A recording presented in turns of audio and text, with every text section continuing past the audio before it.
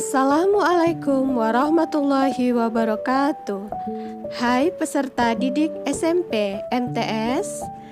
Kali ini kita akan belajar matematika untuk kelas 8, bab ketiga tentang relasi dan fungsi oleh saya Ria Novaliana.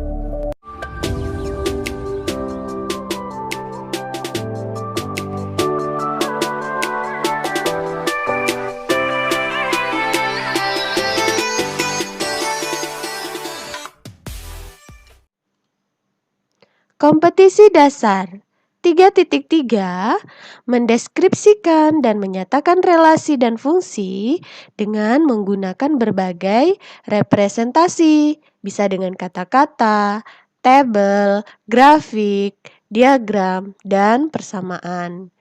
4.3 menyelesaikan masalah yang berkaitan dengan relasi dan fungsi dengan menggunakan berbagai representasi. Peta konsepnya, relasi dan fungsi itu dibagi menjadi relasi dan fungsi. Akan kita bahas satu persatu. Di mana fungsi itu nantinya kita akan membahas notasi fungsi, nilai fungsi, dan grafik fungsi. Nah, kali ini kita hanya membahas tentang definisi, contoh, jenisnya, kemudian cara penulisannya ya. Berikutnya, nanti kita akan membahas juga korespondensi satu-satu. Nah, pada akhirnya diharapkan siswa itu dapat menerapkan relasi dan fungsi dalam kehidupan sehari-hari. Oke, apa sih relasi itu? Nah, apa ya relasi itu? Nah, relasi dari himpunan A ke himpunan B adalah suatu aturan yang memasangkan anggota-anggota himpunan A dengan anggota-anggota himpunan B. Jadi dipasangkan tanpa memiliki syarat. Asal pasang saja, namanya relasi. Asalkan dia punya hubungan. Nah, relasi dalam kehidupan sehari-hari contohnya nih ya. Contohnya hubungan atau relasi antara guru dan murid. Kemudian relasi antara sahabat, teman di kelas saat belajar. Tuh. Kemudian relasi antara makanan kegemaran karena setiap orang punya makanan kegemarannya masing-masing. Oke. Relasi contohnya ini, ibu ada gambar makanan ada gado-gado, rendang, soto, sate, dan nasgor. Nah, kemudian ada 7 orang anak, yaitu ada Adit, Andri, Arini, Arnia, Aldo, Alza, dan Amanda. Itu memiliki jenis makanan yang disukainya masing-masing ya. Nah, kemudian ada kasusnya. Setelah didata, ditanya, ternyata Aditya, Andri, Arini, Arnia sukanya makan sate. Aldo, Alza sukanya rendang. Nah, Amanda sukanya hanya gado-gado. Ternyata si Adit selain suka sate, dia sama Amanda sukanya soto. Nah, Alza sama Andri dan Aldo dia gemar nasgor. Nah, ini adalah salah satu contoh relasi hubungan makanan kegemaran. Dari kasus yang saya jelaskan tadi, ada 2 himpunan yang saling berelasi, yaitu si A ada Adit, Andri, Arini, Arnia, Aldo, Alzahwa, dan Amanda. Kemudian si B-nya ada gado-gado, rendang, soto, sate, nasgor. Nah, aturan yang menghubungkan setiap anggota himpunan A ke B, itulah yang namanya relasi dari A ke B. Nah, ditulis dengan R, A menuju B. Jadi relasi A ke B. Menyatakan relasi dan fungsi itu ada 3 cara ya. Yang pertama dengan diagram panah, kemudian himpunan pasangan berurutan, kemudian grafik kartesius. Akan kita bahas satu persatu contohnya. Nah, diagram panah. Tadi kita ada himpunan A, yaitu si Adit, Andri, Arini, Arnia, Aldo, Alza, dan Amanda. Kemudian kita ada himpunan B, yaitu terdiri dari sate, rendang, gado-gado, nasgor, dan soto. Nah, tadi kan ada kasusnya ya, bahwa Aditya, Andri, Arini, Arnia suka makan sate. Nah, tinggal kita kasih panahnya, ini namanya diagram panah. Jadi hubungan dari himpunan A menuju himpunan B. Si Adit suka makan sate, Andri suka makan sate, Arnia, kemudian Arini juga suka makan sate. Kemudian Aldo sama Alzahwa makannya sukanya rendang.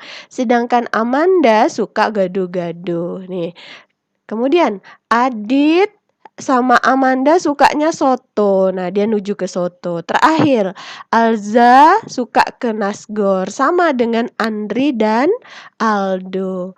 Nah, di mana dari A ke B ini punya relasi. Apa relasinya? Yaitu makanan kegemaran. Mudah bukan? Next. Himpunan pasangan berurutan. Bagaimana tadi kasus tadi kita tuangkan dalam himpunan pasangan berurutan. Nah, ini kasusnya ya. Berikutnya, maka FAB, himpunan pasangan berurutan bisa dinyatakan dengan FAB. Kita buka kurung dulu. Adit, sukanya sate ya. Jadi Adit, sate. Kurung. Koma. Andri suka sate. Andri, sate. Kurung, koma lagi. Kemudian Arini sukanya sate. Arini, sate. Seterusnya satu persatu ya. Aldo, rendang. Alza, rendang. Dan sampai akhirnya Andri, nasgor. Dan terakhir Aldo, nasgor. Baru terakhirnya dikurung kurawal kembali. Nah, ini dengan pasangan berurutan. Next. Bagaimana dengan koordinat kartesius? Nah, dengan diagram atau grafik kartesius. Ini kan di sumbu X ini adalah himpunan A. Di sumbu Y ini adalah himpunan B. Yaitu ada Adit, Arini, Arnia, dan seterusnya. Di B itu di sumbu Y ada sate, rendang, gado-gado, soto, nasgor, dan seterusnya. Ini ya, ini anggotanya. Nah, tadi kita udah buat pasangan berurutnya Adit, sate nih kan. Adit ketemu sate, maka ditulislah Adit, sate. Nah, dan yang lain seterusnya. Kemudian ada lagi ini si Aldo, nasgor. Maka ditulislah Aldo, nasi goreng. Berikutnya, nih di sini ada Amanda ketemu gado-gado. Maka ditulislah Amanda, gado-gado. Next, berikutnya. Apa sih fungsi itu? Fungsi atau pemetaan dari himpunan A ke himpunan B adalah relasi khusus. Relasi khusus, ini yang penting ya, yang memasangkan setiap anggota himpunan A tepat satu kali pada himpunan B. Jadi dia dipasangkan tepat satu kali ke himpunan B. Nah, pemetaan fungsi. Nih contohnya ya. Saya ada himpunan A, kemudian ada himpunan B yang punya hubungan fx fungsi katanya. Jadi si A ini memasangkan tepat satu kali anggotanya ke B. Jadi di A dia punya temannya satu nih. Coba lihat di A. Tidak punya cabang ya. Semuanya satu-satu kawannya. Nih, satu-satu ya kawannya ya. Kalau di B punya kawan lebih dari 2, ini tidak masalah. Yang jadi syarat adalah himpunan A. Kemudian di himpunan A ini semua anggotanya punya teman. Tidak ada yang kosong. Kalau di B ada yang kosong seperti ini, ada 4 tak punya teman. Di B tak apa-apa. Tapi kalau di A semuanya harus punya teman. Nah, kita kenalan dulu ya. daerah A ini adalah namanya daerah asal. Lebih kerennya domain. Apa saja anggotanya? 1, 3, 5, 7, dan 9. Sedangkan daerah B ini namanya daerah lawan atau kodomain. Siapa saja anggotanya? 2, 4, 6, dan 8.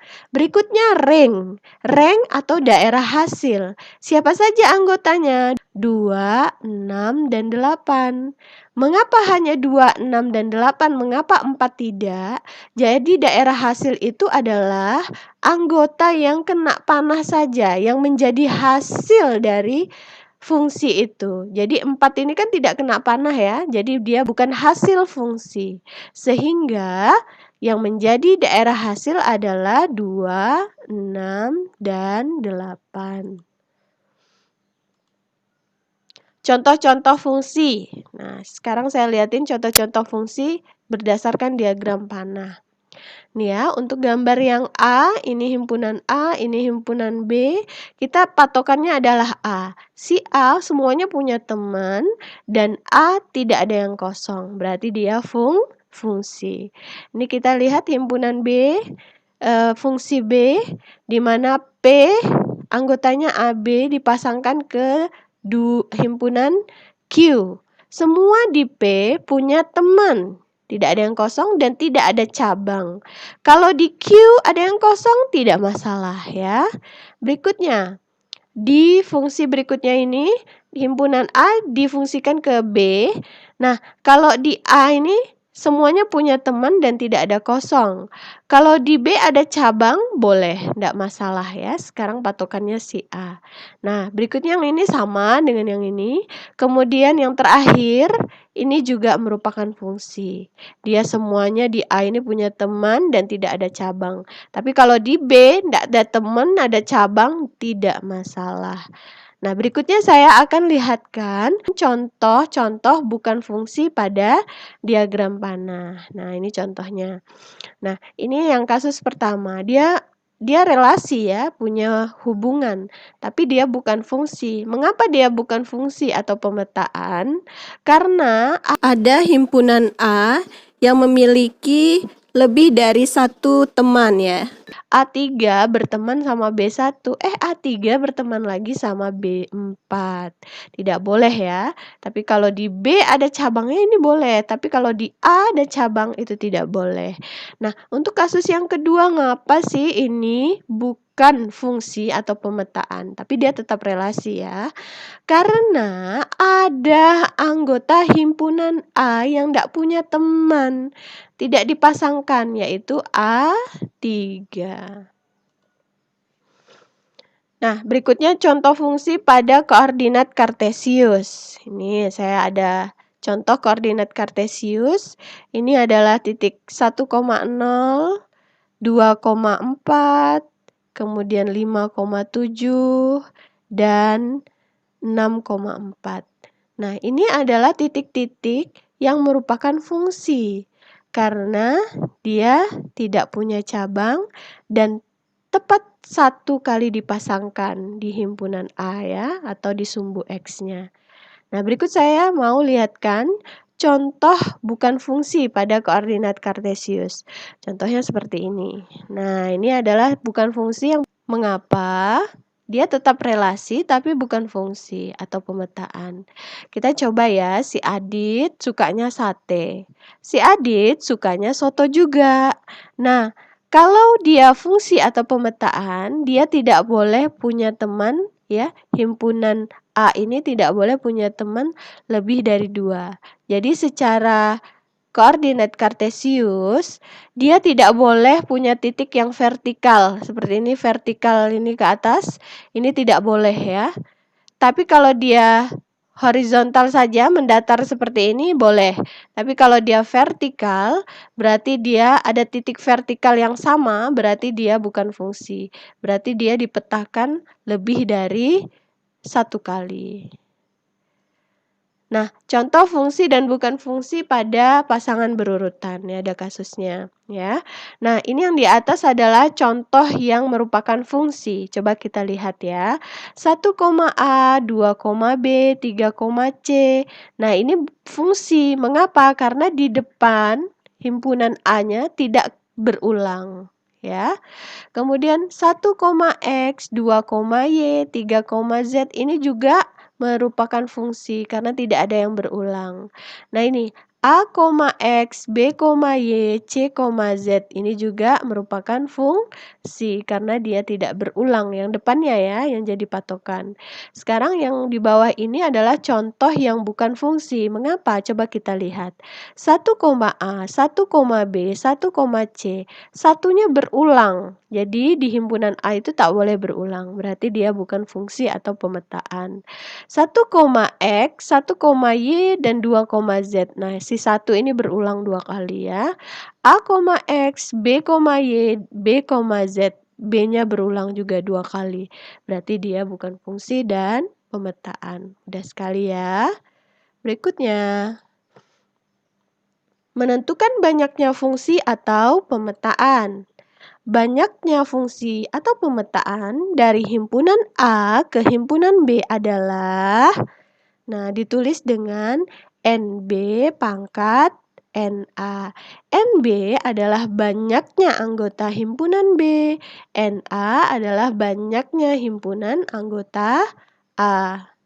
Oke, berikutnya saya kasih contoh ya bagaimana kita menghitung banyaknya pemetaan atau di fungsi ya.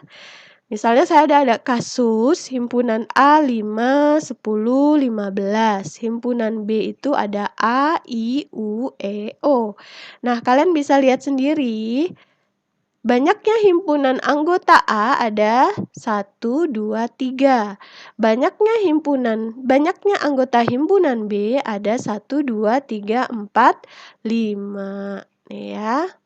Nah, sehingga banyaknya pemetaan dari himpunan B ke A. Ini dari himpunan B menuju A, maka NA dulu ya. NA pangkat NB. NA-nya berapa? NA-nya 3 pangkat 5. 3 pangkat 5 berarti 3 kali 3 kali 3 kali 3 kali 3, yaitu 243. Sekarang bagaimana banyaknya pemetaan dari himpunan A menuju himpunan B? Berarti B dulu ya. NB pangkat NA. Jadi yang jadi patokannya adalah yang belakang dulu. Sehingga 5 pangkat 3. 5 pangkat 3 itu 5 kali 5 kali 5. Hasilnya 125. Next. Ada korespondensi satu-satu di dalam fungsi atau pemetaan. Nah, berikut. Himpunan A dikatakan berkorespondensi satu-satu dengan himpunan B jika setiap anggota A dipasangkan tepat satu kali ke anggota himpunan B dan setiap anggota B dipasangkan tepat satu kali di himpunan A. Nah, dengan kata lain, banyaknya himpunan A dan himpunan B haruslah sama. Nah, ini saya kasih contoh korespondensi satu-satu ya. Antara himpunan negara dan himpunan ibu kota negara terdapat korespondensi satu-satu. Nah, ini misalnya himpunan E ada Indonesia, Malaysia, Thailand, Jepang ya. Kemudian di himpunan F ada Kuala Lumpur, Bangkok, Jakarta, dan Tokyo. Nah, Indonesia ibu kotanya Jakarta, Malaysia Kuala Lumpur, Thailand Bangkok, Jepang Tokyo. Coba kalian lihat, anggota himpunan E ini ada 4. Anggota himpunan F juga 4. Jadi dia punya jumlah anggota yang sama. Dan dia korespondensi satu-satu, dipasangkan satu-satu seperti ini. Tidak ada cabang dan tidak ada yang kosong, baik di E maupun di F. Next. Menentukan banyaknya korespondensi satu-satu ya. NP itu akan harus sama dengan N-key. Jadi himpunan pertama harus sama dengan banyaknya himpunan yang kedua, yaitu N. Nah, maka banyaknya semua korespondensi satu-satu antara himpunan P dan himpunan Q adalah N dikali N-1 dikali N-2 dikali N-3 sampai dikali 3 kali 2 kali 1. Nah, nanti kalau kalian udah belajar di SMA, namanya ada N faktorial ya. Nah, bagaimana sih contoh penerapan banyaknya korespondensi satu-satu? Nah, ini ada kasusnya. Misalnya saya punya himpunan A 1, 2, 3, himpunan B, A, B, C. Nah, banyaknya himpunan A ini ada 3 ya, 1, 2, 3.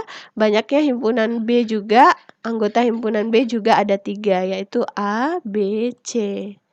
Nah, banyaknya korespondensi satu-satu dari anggota A menuju B, karena NA sama dengan NB yaitu N, maka N faktorial atau N dikali N faktorial yaitu 3 ini ya.